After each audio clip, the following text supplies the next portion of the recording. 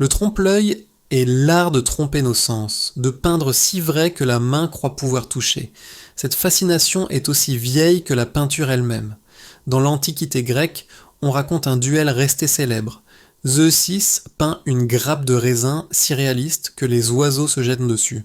Fier de son illusion, il demande à son rival Parrhasios de dévoiler son œuvre. Mais Parrhasios n'avait peint qu'un rideau. Zeuxis voulut le tirer, et comprit qu'il avait été trompé lui-même.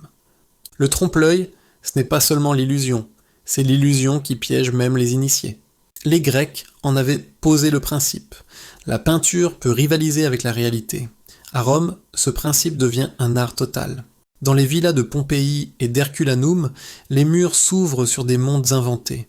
Colonnes, frontons, portiques, tout est peint.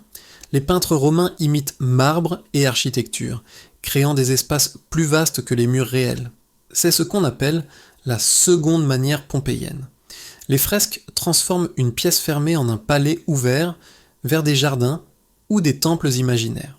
Le regard s'évade, l'espace est multiplié. Le trompe-l'œil n'est plus un simple jeu, c'est une façon de vivre dans un décor amplifié. Techniquement, les Romains maîtrisaient l'art de la fresque. Ils peignaient sur enduit frais le buon fresco en appliquant les pigments dans la chaux humide. Une fois sec, la couleur devenait indélébile, intégrée à la paroi. Ils utilisaient aussi le secco sur enduit sec pour ajouter détails et rehauts. Les pigments venaient de la terre, des minéraux, parfois très coûteux, cinabre, ocre, verre de cuivre. Cette chimie savante donnait à leur trompe-l'œil une intensité qui surprend encore aujourd'hui.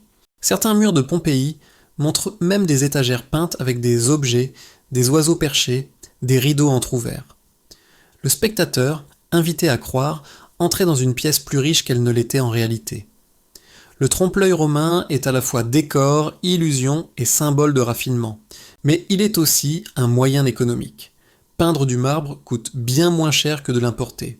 Avec la chute de Rome, cet art s'efface, mais l'idée survit, prête à renaître à la Renaissance. Bientôt, les plafonds eux-mêmes vont s'ouvrir au ciel grâce à la perspective baroque. Abonnez-vous pour découvrir dans l'épisode 2 comment les artistes ont fait disparaître les murs et les voûtes pour ouvrir un chemin vers l'infini.